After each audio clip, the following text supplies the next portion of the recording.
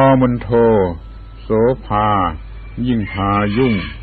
ควรจะมุ่งงามธรรมตามเหตุผลนางมนโทนี่เขาว่ากันว่างามตามเรื่องที่พูดกันมาเล่ากันมาเชื่อกันมาเพราะความงามเนี่ยทำให้ยุ่งจนเกิดเรื่องราวต่างๆอย่างในเรื่องรามเกียรติ์น่ะลองอ่านดู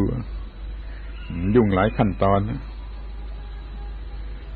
อย่า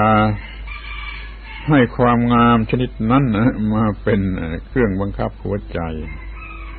ควรจะมุ่งความงาม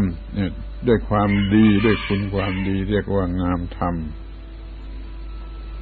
งามธรรมเพราะว่ามีธรรมเป็นเครื่องทำให้งามมีหิริมีโอตตัปปะมีขันติมีโสรัจจะมีอะไรก็ตามล้วนแต่มันทำให้งามไอ้งามรูปร่างกายนั้นมันสู้งามธรรมะทางจิตใจไม่ได้มันไม่ทำให้เกิดเรื่องยุ่งไอ้งามทางร่างกายที่เขาบูชาประกวดประขันกันนัก รู้ไว้เถิดว่ามันเป็นเรื่องของความโง่มันไม่มีอะไรดีแล้วมันจึงจะต้องใช้สิ่งตามธรรมชาตินั่นมาเป็นเครื่องยั่วมาเป็นเครื่องล่อจนถึงกับเสียสละอวดไอ้สิ่งที่ตามธรรมดาอวดไม่ได้ปกปิดกันเป็นการใหญ่นะกลับมาอวดกันได้นี่คิดดูให้ดีๆว่าไอ้ความงามชนิดนี้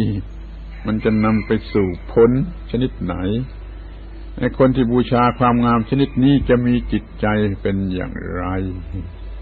มันจะมีจิตทรามหรือจะมีจิตสูง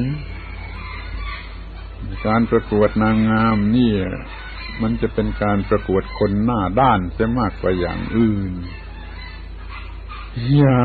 สนใจที่จะประกวดความงามกันในลักษณะนี้เลยสนใจในการที่จะประกวดความงามแห่งจิตใจกันให้มากเถิดในโลกนี้มันก็จะสะอาดขึ้นมากทีเดียวท่อมนโทโสภายิ่งพายุ่งควรจะมุ่ง